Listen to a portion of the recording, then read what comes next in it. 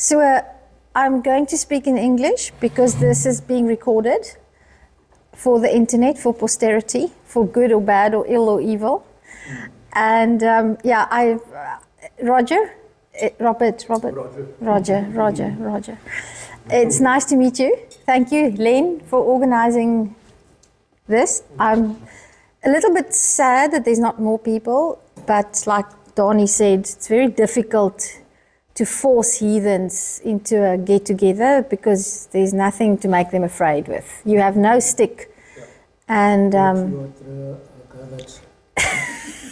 that's what, 2 or 3, we were 2, 4, 8 people. I think that's brilliant. All right.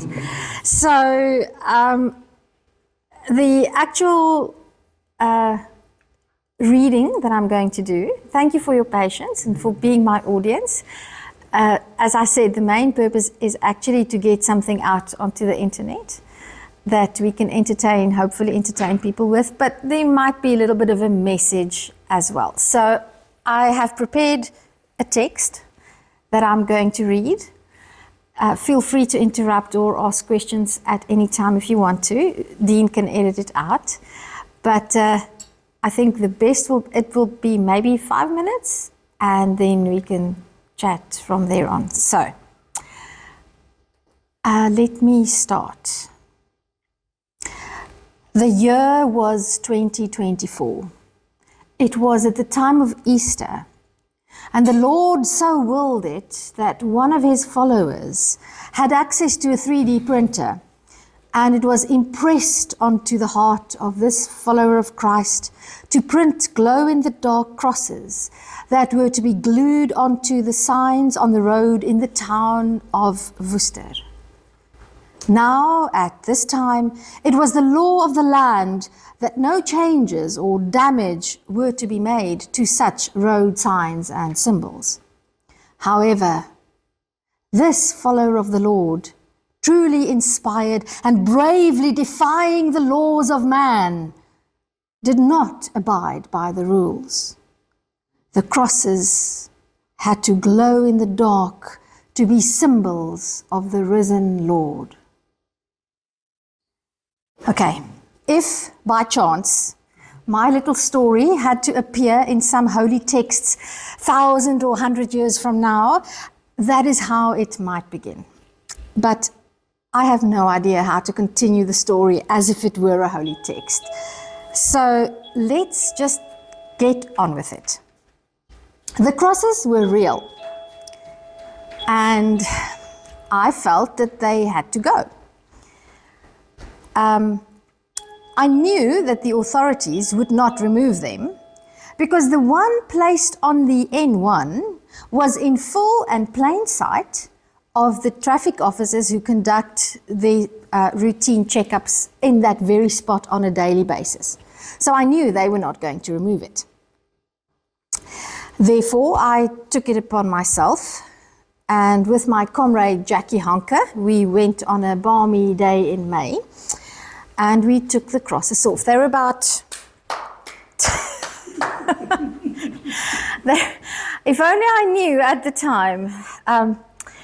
So they were about 20 centimeters high, and they were very fancy 3D printed, glow in the dark. And we took them off. It was quite a struggle. They were properly glued on, I'll tell you that. So I placed the photos of the removed crosses on the Boland Dorpe Facebook page. Yes, Your Honor, for publicity. With an invitation to the person who put them on to come and collect them from me, because I didn't want to damage anybody's property or be accused of that. Yeah, well, if only I knew that some weeks later I would be accused of, and I'm quoting from an official affidavit, I was accused of threatening to rape Jesus and other holy figures. So compared to that, I suppose property damage is quite a mild accusation. Never mind, we don't know the future. You should never threaten Christians with a good time. So, I guess compared to such a grotesque accusation, the crime of property damage is nothing serious. So, I expected responses on Facebook. I wanted responses on Facebook because there's no such thing as bad publicity if you have an NGO that wants to promote activism and be out there. Okay, so I wasn't worried when the conversation moved from the Boelanddorpe page to the Kruisvrou page. In fact, I suppose it was good. It was a good thing for me at that time. But then a certain individual, known by his own declaration as the mad Englishman of Robertson, he took the fight from the digital social media realm to the real world, and that made me uncomfortable. So this individual phoned my husband's business partner, the business, looking for me, because at one stage I also worked for that business and it was still on my profile. I think he was a little bit confused as to who my spouse was, because it's my husband and then my husband has a partner, and he wasn't quite sure which was which. But the fact of the matter is he phoned the company looking for me, he was very threatening, very violent, and he also impressed it upon the receptionist that she must force, get my husband to control me, okay, because that's the way things work, apparently. But the types of threats and the general behavior made me nervous. So I obtained a restraining order, protection order. That was free and it was easy. What happened next was very expensive and comparable to a root canal without anesthetic. The respondent, aka the mad Englishman of Robertson, decided to fight or contest the restraining order. He would be defending himself because, and this is what he said in court to the magistrate, no lawyer had the necessary credentials in God's eyes to fight as a soldier of Christ. He was a self-proclaimed soldier for Christ, and I'm quoting the actual words, a soldier for Christ. That was what he referred to himself in court.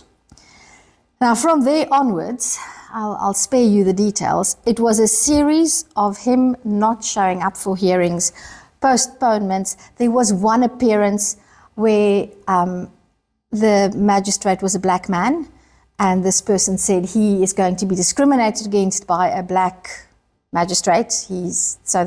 Then he went as far as threatening the judge in the parking area after the court was released. One magistrate recused herself because she knew me when I was the hockey coach of her son. I think there were 5 or 6 postponements. There was one case where he actually showed up at court, threatened my lawyer, threatened my husband, which was the most bizarre experience. To see that you witness events, you go into court, and this person who was there tells the story that you just witnessed, but it's a different reality. It really boggles the mind. Nevertheless, the costs piled up because, unlike my opponent, I am not a soldier for Christ, and I just had to get a lawyer to handle this case. While this was happening, fairly early on after I got the restraining order, the protection order, the mad Englishman from Robertson cloned the Facebook page of my husband and his business partner. It's a trailer manufacture company outside of Worcester. Alustar Multi-Trail. If you want the best camping trailers, that's where you go. So he cloned the Facebook page. And on this Facebook page that he cloned, he proclaimed that both my husband and I were convicted pedophiles and human traffickers. We were Satanists, and we were also building these trailers specifically with the purpose of conducting human trafficking. Okay, so we ended up engaging in civil case of libel against this person. You can imagine, more costs. It just piled up and piled up, and once again, I'll spare my audience all the sordid details. With each appearance or non-appearance, he would submit a new affidavit. One of them was literally an entire ream of paper with Facebook posts of me blaspheming against Jesus, and I don't know what. It was just a sordid, horrible mess. Eventually, we came to the point where he had to show up. He was forced to show up in court for the criminal hearing in the criminal case. And, oh, by the way, we know for a fact that at least one client who had planned to visit the trailer business said he would not be coming because he would not be giving any money to Satanists. So we know that there was actually financial loss because of this cloned Facebook page. So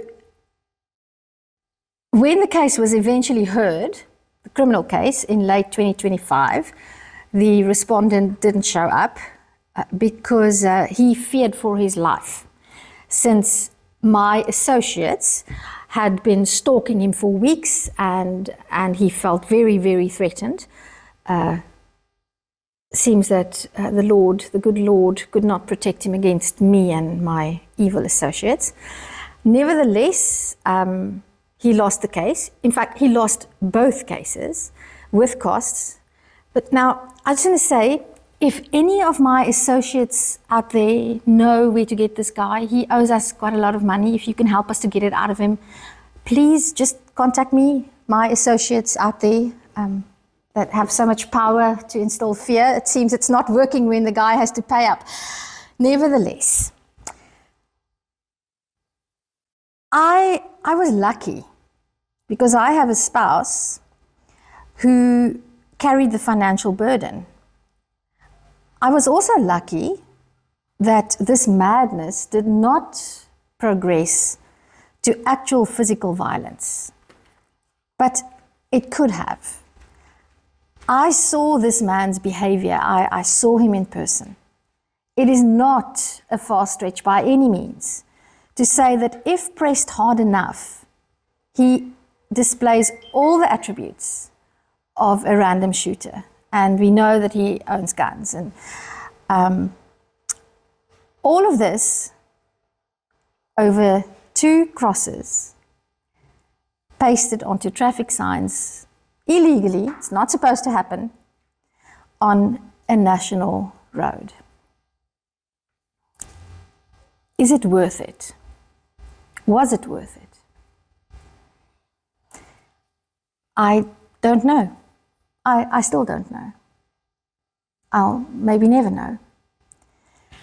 But what I think I do know is that unless atheists and non-believers and secular humanists pick the label you want, unless we speak out more, soldiers for Jesus, like our mad Englishman from Robertson, will continue to believe that their rights trump those of non-believers. And if you think that's a pun, yes, it is. In the current international political climate, where Afrikaners, the chosen people of God, are offered asylum in the United States, where the White House has a religious advisor and the president gets publicly prayed for and hands laid on, we need to make it known that atheists and non-believers are not an insignificant minority. I know there are risks in being an out atheist. As a teacher, I've experienced the discrimination. I know that people that own small businesses can suffer if it's known that they are atheists. I know if you have children in school and they are not religious and it's known that you as their parent does not attend church, they can suffer. They can be bullied in various ways. They can be pressured by teachers. I know that the fact that schools are proselytizing grounds has and does cause actual harm in families. I know the effect on families when a former Christian comes out as atheist. I don't know if it's worth the price any individual might pay. That calculation depends on each person. But I do know that every time that I've spoken up and made it clear within the context of a conversation that I'm an atheist, it just so happened that the person I was talking to had one of two responses. The first, quite a common response to my surprise, was people said, I'm also a non-believer, but I can't say it.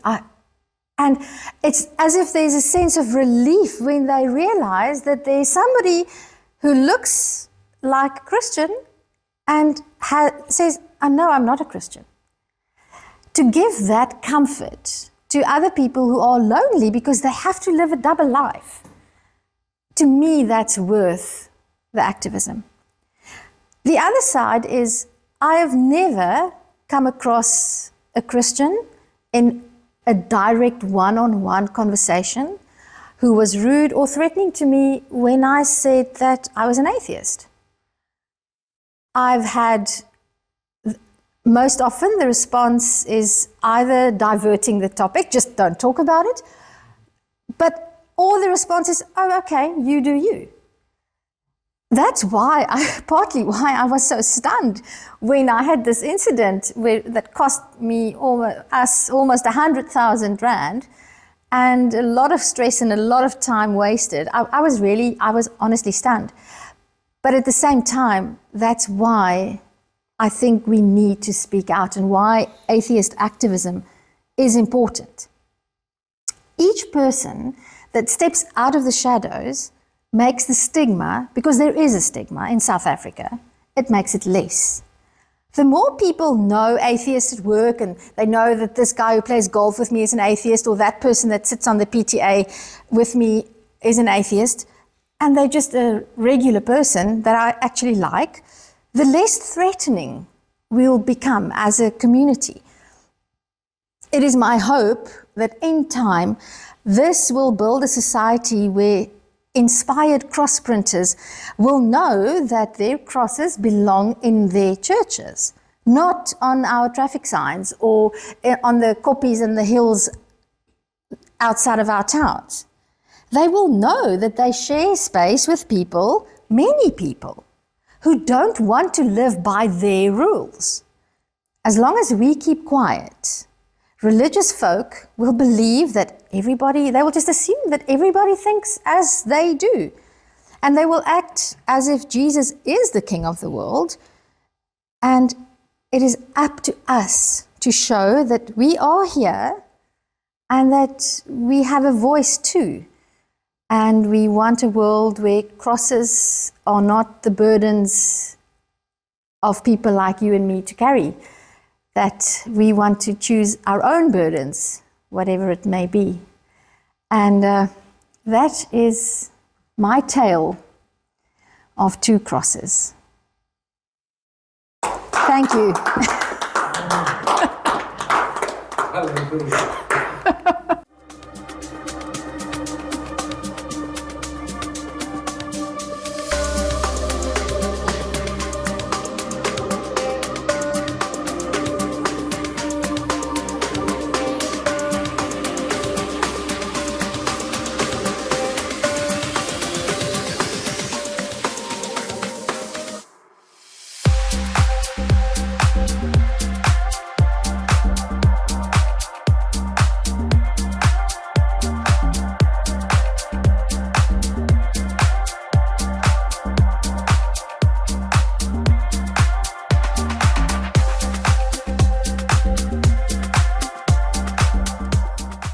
but the moment there's a issue pops up every now and again, whether there should be religion in schools. There are, sometimes you press on a button which is sensitive. Then all the people who are not really religious all of a sudden have a say to say.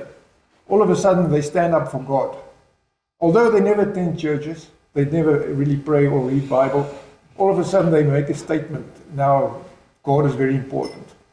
To say, for example, to go to say religion has to be taken out of school, or Christian functions has to be taken out of school. It will cause an uproar. Although those very people who cause the uproar are not really committed themselves. So there's a falseness in the culture nowadays, and people don't even realize it, or they try to avoid it. But as time grows, the divide will just grow bigger, and the whole Christianity will soften down somewhat. Ek wil net iets sê daar. Ek het nou nog 'n YouTube video gekyk. Die kerke in Amerika sluit teen 'n tempo van 15,000 per jaar. Gemeentes wat tot niet gaan. Christen gemeentes in Amerika. Kijk, in Suid-Afrika het sekerlik te doen met die ontvolking van die platteland. Mense wat stede toe gaan, maar ek weet in die dorp wat ek vandaan kom, was daar in my tyd 2 groot vol NG kerke gewees. 'n moederkerk en 'n Nuwe-Suid gemeente. Daai moederkerk is leeg, daar is nie meer mense nie. Al kerk wat nou daar is die Suidgemeente. So, die mense weg is, maar die mense gaan net nie na kerk toe nie, want ons het internet en ons het TV's en ons het alles en ja. Ek het 'n bietjie meer van 'n, sorry, is dit okay? Baie lank, verstaan jy hom alles? Moet ek Engels praat? Yeah, I can understand Afrikaans, but I'll speak. I'll use English. I'll use English for the sake of Roger and Bolelang. Huh? Jy lieg man. But I'm a little bit less optimistic about the decline of religion. I think that in the Afrikaans community, the traditional churches are definitely, they are dying. I mean, they are not even declining. The Gereformeerde, the Reformed Church and the NG Kerk and the Hervormd, those churches are dying very quickly. But the rise of the mega church in South Africa is massive. I don't think we have statistics, but I don't think anymore. It was. well, if I look at the rate at which churches are opening in Worcester, Ja, these African mega churches, I mean, and even the churches like Hillsong and those guys, they are growing. Shofar, they are growing, and they are PR machines. At Boshoff, wat is hy? CRC. Those churches are growing at an incredible rate. And Wat se mense was nie bly gewees oor daai video wat ons gemaak But- selfs hierdie wit rokke wat so op die paai. Ja. Dit het afgeneem in my opinie. Ek sien net nie meer so baie van hulle. Miskien het hulle nou kerkgeboue gekry. well, okay, but it's possible that one might be wrong about that. So the second thing I was at a ward meeting on Tuesday night, and it was opened with prayer and closed with prayer. And I know that the municipality in Worcester, at least, it's full on Christian. You walk in there, the very first thing you see is this municipality is run by God. You walk into the mayor's office and it's just God and Jesus all over the place. And she does that with impunity. She's not supposed to be doing that. But she knows nobody's going to question it. And if religion is so deeply entrenched in our community, it's on the rise in other communities and in other forums. But that's exactly why I think activism is needed. Machiavelli was 'n filosoof van die 1300. he said that government is ruled, countries are ruled by stupid people. By stupid people. By stupid people. And South Africa is an example of that. America is an example of that. Donald Trump, every third word that came out of his mouth is a lie. And the people believe him. He promised everything, he delivered nothing. And that's a lot of stupid people believe him and they make him president of America. Yeah. It's because people think that popularity equals competency. And it's why are we wired like that? You know, and Especially in Trump's case, he's clever enough to realize that religion is a very great. Oh yeah. Ja, is 'n manipulator, maar hy beskou homself as Jesus Christ wat gekom het om Amerika te bring. I don't believe personally. Maar dis sent by hy is 'n narcissist en ek dink hy glo dit teen die tyd. As hy dit nie geglo het, maar die mense het maar hy mal vrou met die wit kop wat so voor. Paula White. Ja, wat maar kyk, Karl Marx het gesê dis die opium of the masses. And Nee? the church loves the poor and the poorly educated. Yeah. I can actually hear from where I stay, over the road in Hanover Park, the church going on the open air, those missions and Yeah. stuff. And I know when you're poor, you gravitate more towards God. And that's the whole message, You're going to be rich one day in heaven. And it's fine if the pastors as die pastore daar aankom met hulle Mercedes en I hulle was actually part of a church like that. Really? Where's your milk? No. You were not the pastor. You would come every Sunday and hey, where's the pastor? Oh no, you went overseas to preach. It's like, what? He's taking your tires. Yeah.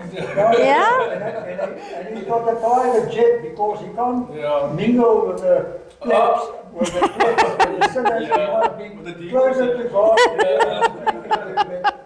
But he's filled with demons. Oh yeah, let's get it going. Let's get it going. It's very scary eyes. I actually used to like that guy in the 90s. I was totally brainwashed. Ja. I also think that a lot of the Christian religion is moving away from scripture, scripturally correct preaching to popularity preaching. Yeah. Oh ja.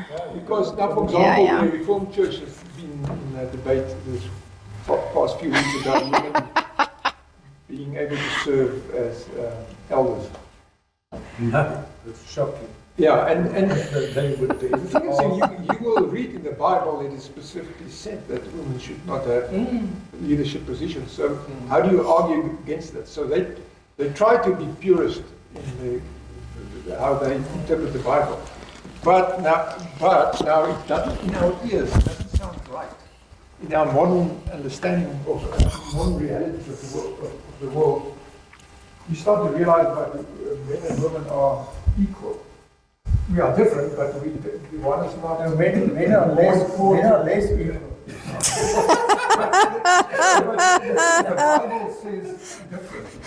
So now, if you stick to the scripture, you have to stick to the preaching that is not popular. So now somehow you have to change that to become popular, and so they talk around these issues which are clearly written in the Bible in some certain ways, and even they then focus also on definitely you have problems. You're going to die in sin if you don't turn. So there's that stick. But then there's always prosperity. That's the carrot. So it's a well-known script. Ja, but it as is, jy doodgaan gaan die hemel toe. yeah, so the thing Ons is, beloftes, the scripture is not well. These mega churches, I don't think people really read the Bible anymore. I'm sure if you ask Trump questions about the Bible, you will not able to answer. He was asked and he Yeah, so these leaders of the world who are being prayed for and who claim they are Christian, they don't have a clue what Christianity even means. But you know what? I've never met a Christian that knows the Bible, not one. Me as women, is that I can. I've had 2 churches here that fortunately left. Oh, okay. Yeah, oops. But anyways, I don't know if they know the church and if they know the Bible at all. Because every argument I have with any of them, I will go to the Bible and, well, I've written a book, show them. And they don't know that verse. They've never heard about the other graves that opened up, stupid things like that. Yeah. And I mean, to believe that crap, I don't understand it. I don't know. I'm actually busy with a little project. Anybody's interested can let me know. Whenever if you know that you're going to be in conversation with Christians, or I'm rewriting the Bible. But I'm just so far I've only done the Afrikaans. Ek gaan hom nog in Engels ook doen. So what I'm basically doing is I'm rewriting the stories of the Bible in plain Afrikaans op hierdie stadium.